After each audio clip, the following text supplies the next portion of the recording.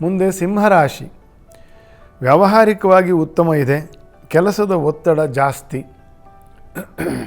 ಯಾಕಂದರೆ ಸಪ್ತಮಾಷ್ಟಮದಲ್ಲಿ ಪಾಪಗ್ರಹರ ಸಂಚಾರ ಇದ್ದೇ ಇದೆ. ಗುರುವು ಏಕಾದಶದಲ್ಲಿ ಇದ್ದು ವ್ಯಯದಲ್ಲಿ ಬಂದಿರತಕ್ಕಂಥದ್ದು. ವ್ಯಯದಲ್ಲಿರ್ತಕ್ಕಂತಹ ಉಚ್ಚ ಗುರು ಬಾಧಾಕಾರಿ ಏನಲ್ಲ, ಗುರುಬಲ ಇರೋದಿಲ್ಲ ಅಷ್ಟೇ. ಕೆಲವು ಕೆಲಸಗಳಲ್ಲೆಲ್ಲ ಮಾಡಿದ್ದನ್ನೇ ಪದೇ ಪದೇ ಮಾಡ್ತಾ ಇರಬೇಕಾಗುತ್ತೆ.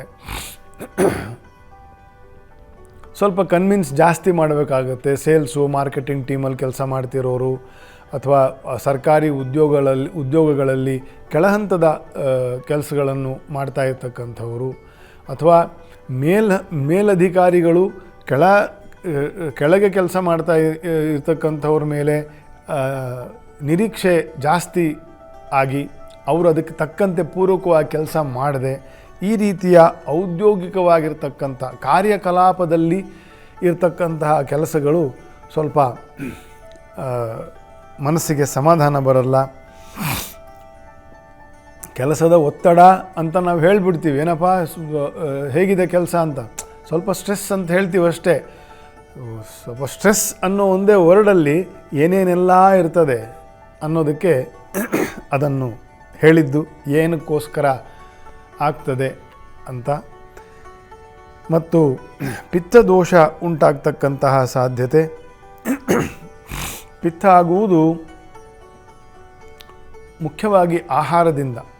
ವಾತ, ಪಿತ್ತ, ಕಫ ಇದು ಮೂರೂ ಕೂಡ ಬ್ಯಾಲೆನ್ಸ್ ಆಗಿ ಇದ್ದರೆ ಮನಸ್ಸು, ಹೊಟ್ಟೆ ಎರಡೂ ಶಾಂತವಾಗಿ ಇರ್ತದೆ.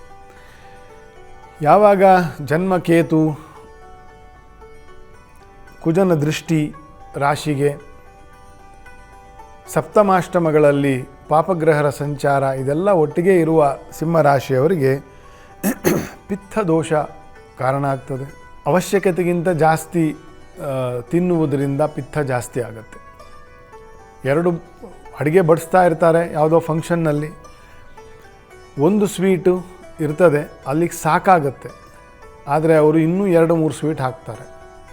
ಬಾಯಿ ಚಪಲಕ್ಕೆ ಅದನ್ನು ತಿನ್ನೋದು, ಆಮೇಲೆ ಬೋಂಡ ಬಜ್ಜಿ ಬರ್ತದೆ ಅದನ್ನು ತಿನ್ನೋದು, ಅಲ್ಲಿ ಹೊರಗಡೆ ಚಾಟ್ಸ್ ಮಾಡಿರ್ತಾರೆ ಅದನ್ನು ತಿನ್ನೋದು. ಸೊ ಎಕ್ಸಾಂಪಲ್ ಹೇಳ್ತಿರೋದು, ಇದೆಲ್ಲ ಕ್ರಿಮಿನಲ್ ವೇಸ್ಟ್. ಯೋಗದ ಜೀವನದ ಪ್ರಕಾರ ಚಾಟ್ಸು, ಪಾನಿಪುರಿ ಎಲ್ಲ ತಿನ್ನೋದು, ಸ್ಟಾರ್ಟರ್ಗಳು ತಿನ್ನೋದು, ಅದಾದಮೇಲೆ ರೋಟಿ, ಅನ್ನ, ಸಾಂಬಾರು, ಬಜ್ಜಿ, ಬೋಂಡ, 4 ಥರದ ಸ್ವೀಟು. ಹಿಂದಿನ ಕಾಲಕ್ಕೆ ಅವೆಲ್ಲ ಚೆನ್ನಾಗಿತ್ತು. ಅಂದರೆ ಭೂರಿ ಭೋಜನ ಅಂತಂತೇನು ನೋಡಿ, ಪಿತ್ತ ಅನ್ನೋ ಒಂದೇ ವಿಷಯ, ವಾತ, ಪಿತ್ತ, ಕಫ ಅಂತಕ್ಕಂಥ ಒಂದೇ ವಿಷಯವು ಯಾಕೆ ಅದನ್ನೊಂದು ಸ್ವಲ್ಪ ಒಡೆದು ಹೇಳ್ತಾ ಇದ್ದೀನಿ ಅಂತಂದರೆ, ನಾವು ಇವತ್ತಿನ ಕಾಲಮಾನದಲ್ಲಿ 50 ಜನಕ್ಕೆ 100ರಲ್ಲಿ ಒಂದು ಸಹಜವಾಗಿರ್ತಕ್ಕಂಥ ಆರೋಗ್ಯ ಇಲ್ಲ 30-40 ವರ್ಷದವರಿಗೆ. ಆದರೆ 80 ವರ್ಷದವ್ರಿಗೆ 90 ವರ್ಷದವ್ರಿಗೆ ಆರೋಗ್ಯ ಚೆನ್ನಾಗಿದೆ.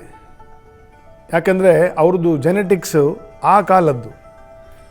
ಯಾಕೆ ಅಂದರೆ ನಮ್ಮ ಆಹಾರ ವಿಹಾರ ಪಾನೀಯದಲ್ಲೇ ನಮಗೆ ಸಮತ್ವ ಇಲ್ಲ.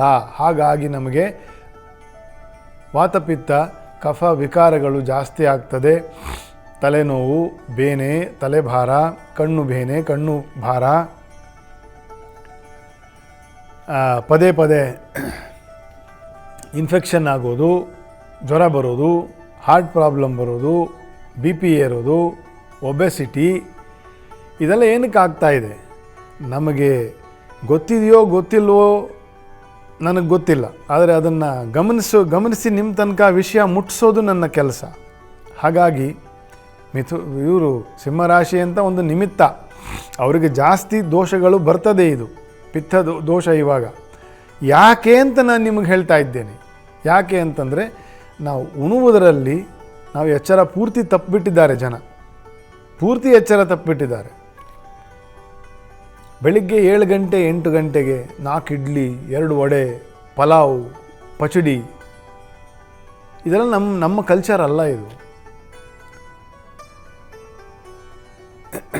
ಮತ್ತು ಮಧ್ಯಾಹ್ನ ಎಲ್ಲೋ ಹೋಟ್ಲಲ್ಲಿ ಊಟ, ವಾರಕ್ಕೆ 1-2 ಪಾರ್ಟಿ, ವಾರಕ್ಕೊಂದು ಯಾವುದೋ ಒಂದು ಸತ್ಯನಾರಾಯಣ ಪೂಜೆನಾದರೂ ಇರುತ್ತೆ, ಯಾರ್ದಾರ ನಾಮಕರಣನಾದ್ರೂ ಇರುತ್ತೆ, ಇನ್ನು ಯಾರ್ದಾರ ಶ್ರಾದ್ದನಾದ್ರೂ ಇರ್ತದೆ, ಅಲ್ಲೂ ಹೋಗು. ಸೊ ಹೇಳುವ ಉದ್ದೇಶ ಏನು ಅಂತಂದರೆ, ಎಲ್ಲ ಕಡೆ ಹೋಗೋಣ, ಎಲ್ಲರೂ ನಮ್ಮವರೇ, ಎಲ್ಲರೂ ಬೇಕಾದವರೇ. ಆದರೆ ಆಹಾರ ಪಾನೀಯ ಮತ್ತು ವಿಚಾರ ಅಂದರೆ ಜ್ಞಾನ, ಇದನ್ನು ಚೆನ್ನಾಗಿ ಕಂಟ್ರೋಲಲ್ಲಿ ಇಟ್ಕೊಂಡವನೇ ಆರೋಗ್ಯವನ್ನು ಕಾಪಿಟ್ಕೊಂಡಕ್ಕೆ ಸಾಧ್ಯ ಇರ್ತದೆ ಅಂತ. ಹಾಗಾಗಿ ಏನಪ್ಪ, ಒಂದು ಪಿತ್ತ ಬರುತ್ತೆ ಅಂದರೆ ಇಷ್ಟೊಂದು ಹೇಳ್ತಾರಲ್ಲ ಇವರು ಅಂತ. ಇಷ್ಟೊಂದು ಹೇಳೋದು ನಮ್ಮ ನಿಮ್ಮ ಕಥೆಯೇ. ನಾನು ನೀವು ಪ್ರತಿನಿತ್ಯ ಸಮಾಜದ ದುರ್ಗತಿಯನ್ನು ನೋಡಿಯೇ ನಿಮ್ಮವರೆಗೆ ಹೀಗೆಲ್ಲ ಇರಬಾರ್ದು ಅಂತಂತ ಹೇಳುವ ಪ್ರಯತ್ನ ಅಷ್ಟೇನೆ. ಅರ್ಥ ಮಾಡ್ಕೊಳ್ಳಿ ಅಷ್ಟೇ.